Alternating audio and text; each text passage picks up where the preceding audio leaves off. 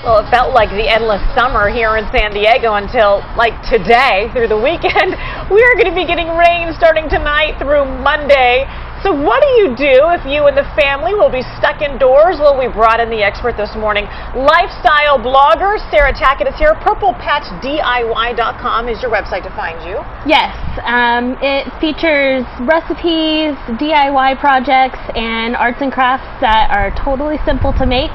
I've brought some projects that are perfect for a rainy day. Perfect for a rainy day, perfect for all ages. Right. You don't mind just a small mess in the kitchen or in the family room, if you will. Let's start over here.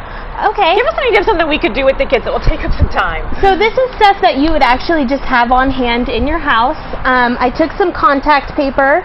I cut out some letters. You could do shapes, words. You could trace your kids' outline of their hands. Oh, that's cute. And this is actually really good for really little kids too, because once you have the contact paper on whatever medium you're using, do you literally stick it down like a sticker? Yeah, just stick it down. Make sure it's all the way down on there, and then just pour the paint on. I'm thinking you just messed up the project. No, of course not. You just paint over the letters. Get your kids in there, get them hands-on, get them finger painting. I know moms at home go, paint everywhere, that's all I'm picturing. But you know what? What's the alternative? Them jumping on the couch and bouncing off the wall? Right, just get some washable paint and pour it on there. Once the paint is dry, you just peel it off. And you have some cool wall art that you can put up, you know, in your kids' room, in the living room, in the kitchen, wherever you want. And they'll be so proud because they took part in putting that together. I love that idea. And this will take some time because you can imagine the kids cutting out every individual letter and then the paint and then the drawing and then the peeling. Oh, hallelujah, Sarah, we just wasted like an hour and that's perfect. Right, exactly. All right, let's come over here. Here's another project you can do with the kiddos at home this weekend. So this is totally simple. It's just a mug that I picked up at the dollar store. You can just use one of those old mugs you have lying around the house. You can use plates, you can use bowls. And you attacked it with a Sharpie, I see. And I just took a regular Sharpie. This is for you Beyonce fans out there. I woke up like this, of course. And then, you know, this is a dinner plate that I just drew on. The trick to it is once you're done drawing, this can take forever for little kids, right? If they're just way into their masterpiece, drawing on their mug or their plate. Once you're done, you stick it in the oven at 350 degrees for 30 minutes. And the trick is you have to leave it in there once it's done cooking. So you turn off the oven, but let it sit. Let it cool. You can run it through the dishwasher. You can eat off of it. It's not going to rub off. Right. There you go. So that's the trick. Leave it in the oven for 30 minutes at 350. Let it get nice and hot. Let it cool completely down.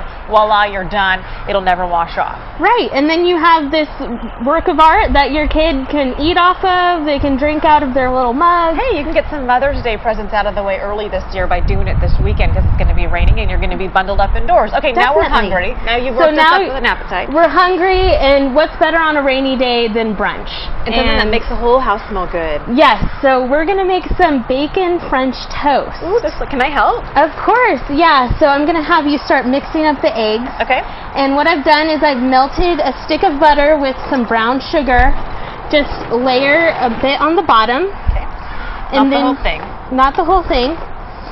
And then you're going to kind of Tetris the bread in there, make a layer of bread. Okay. And then I took some bacon, I cooked it and I chopped it up. Okay. The secret is you want to cook it first, otherwise it doesn't really get crispy and delicious like okay, so nice crispy like you bacon want it. Yeah. Okay.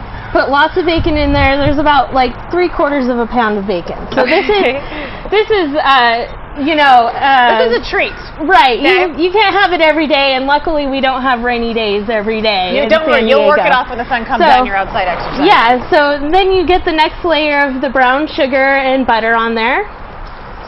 Ooh, yeah, you're trouble with this recipe. I can tell that right now. It's going to be good. Kids love it. Husbands love it. We all love it, let's be honest. Yeah. Do you keep layering that right on up? You just keep layering it. Another layer of bread. Another layer of bread. Egg on top. Put it in the oven for how long? You want to let it sit for about an hour, let the bread kind of soak up all the eggs, get all ooey gooey. And then you end up with this crispy, delicious bacon French toast. And that looks delicious. I'm going to take a bite, but I'm going to also share with while I'm eating this, can you share with our viewers your website one more time? It's purplepatchdiy.com. Sarah, thank you so much for coming in. This looks delicious. Thanks for having me. We're back I had a right great after time. this. Thanks.